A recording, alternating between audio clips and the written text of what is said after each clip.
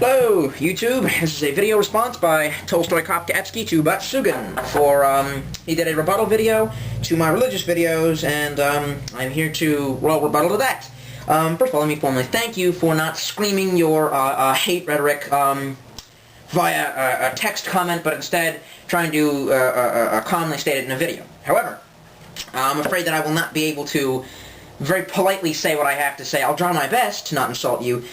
But here goes. First things first, you said that you took offense the fact that I said that I thought that atheists were uneducated, or that unbelievers were uneducated, and it's like, dude, I sort of feel that way, and here's why. Because I placed out my logical argument, and you had a logical argument back, but the thing is your argument already distorted my argument, and the ideas therein. It's like you weren't even listening. I'm sorry, I mean, I don't mean to be attacking you. Now, wait a second, now, I can't remember if you posted your video before I posted the video on the trilemma. If that's the case, then I really gotta remove all that and say I'm sorry, but if it's not the case, then, well, you obviously don't get what I was trying to say. I can't remember when you posted it. You probably should have checked, who cares. Okay, like, take for example, my original statement, which really wasn't that difficult to understand. I don't see why people are like, because other people have made rebuttals, which I still have to yet to answer, but the point is I think that everyone's like missing the freaking point here. Of C.S. Lewis's The Trilemma, okay, you said Gladiator was a movie which was based on historical accuracies, it was based on history that we knew, but it was still fiction. Here's the problem. It was a known piece of... People normally in history don't mix up what is supposed to be entertainment and what is supposed to be fact. We understand the difference between textbooks and entertainment. This, in history, from the time of its birth, the Second Testament, the New Testament, was known in the Roman era, in the Jewish temples, all the way into the medieval age, all the way into, the age of discovery, all the way into the modern age with, internet and everything. We've always known it wasn't supposed to be educational. This was passed out, this was taught, preached by a group of people who said, this is the truth, and, this is what we truly believe, this is what we saw, this is our testimony, Your Honor, to some stuff we cannot explain outside of something alien or foreign like a god or a species of very, very high, powerful thinking beings. And so... we can't just say that I hate people who are like, oh, it could be fiction. Like, no, they didn't write it for fiction. I have other evidence of that, but I'll explain that when I tackle the next thing. And this is where you if I'm right in assuming that you made this after the video that I made explaining the trilemma, you said, okay, so a dragon flies over somebody's house and he burns it to the ground, and this is what some guy said. And that a Christian, oh, the Christians, the believers, we just get confused and we just say, oh, I have faith in dragons, so I believe the dragon burned his house down. See, it's not like that. It's more like if hundreds of people flocked to the governor or flocked to a public area and said, yeah, I saw this, a dragon fly over his house, and 12 of those people were highly known, well, more like 13 of those people, were highly known, like, political, maybe not like the king, maybe not George Bush, maybe not Cheney, maybe more like, Pat Robertson, maybe more like, who's like a person who's in the political eye? Aaron Magruder, I don't know. Like a political commentarist or a physicist. Some people who are well known for not being crazies or just beggars or retards. And they said, yes, I saw a dragon fly over the house. Now, C.S. Lewis obviously makes my point is made clear by this. In the end, you forgot to include the basic detail that these people who said this died in horrible ways. They were murdered. One of them was crucified upside down for saying it. Do you understand what that's like? People think that crucifixion is like you bleed to death or something like that. I'm like, no, you die from asphyxiation. You die because your wrists or your hands are impaled upon a cross and by nails that are ripping through your tendons and touching on the nerve, which there was a man who had a similar thing happen to him, and she says, it's like having your arms dipped in boiling lead. And that's that feeling you get whenever you try to pull yourself up for breath. If you stay in this position, eventually your body sets itself in a way that your passages close off, or something happens basically physiologically where your lungs start filling up with fluid. I don't really understand how that works, but the point is you die from drowning. I mean, forget it.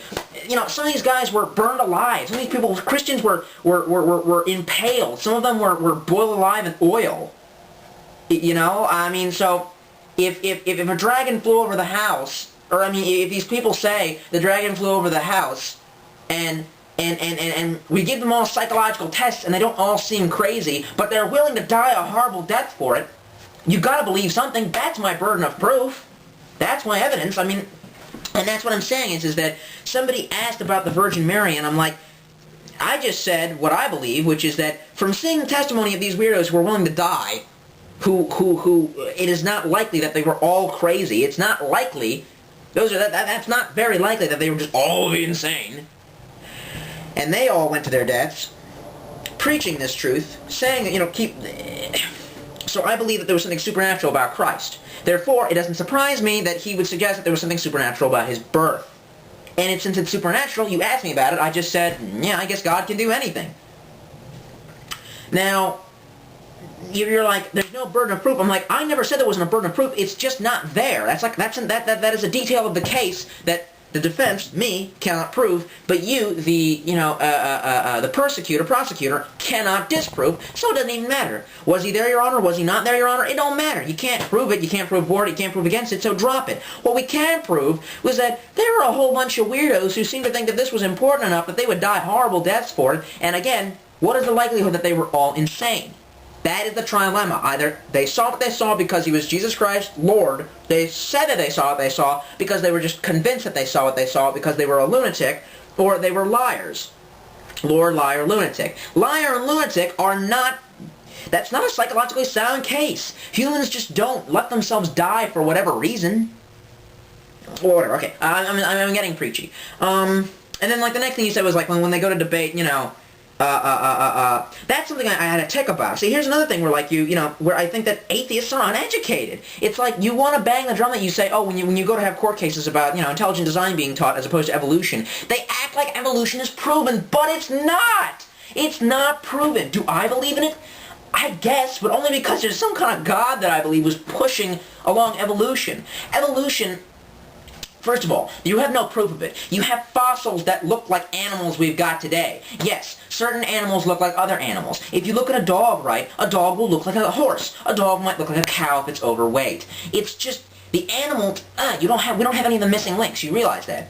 Of all these fossils that date back really far, we've got like, 800 gaps in like, how they arrange these fossils. And like, what's that gap? It's a missing link. What's that gap? It's a missing link. Oh, I forgot. The word missing link is magical term for we don't need to explain that. Also, scientists have kept running these facts, and certain scientists have come to the conclusion that for enzymes to actually, I forget the actual quote, but for enzymes to arrive on this planet without some kind of astronomical aid, without some sort of god or alien to, use its magical technology or use its ability to as I would interpret it, force the probability to change so that enzymes could occur naturally without, whatever reason, could occur without cause.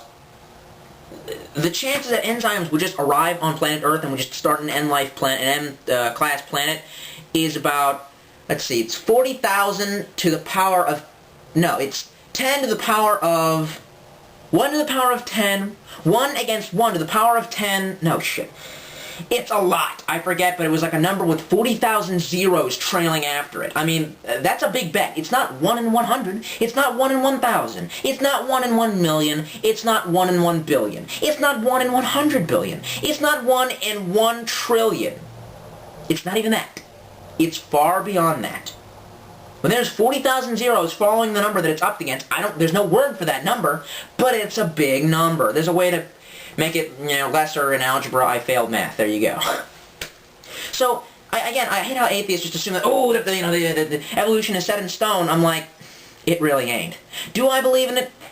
I guess. I obviously believe in microevolution. I had a doxy dog. Doxy dogs arrive like, through microevolution, through change. There was one PhD holder that I read in the paper the other day who actually had an argument against it, and he said, listen, he goes, breeding dogs makes more dogs. It doesn't make monkeys. Which that's his opinion.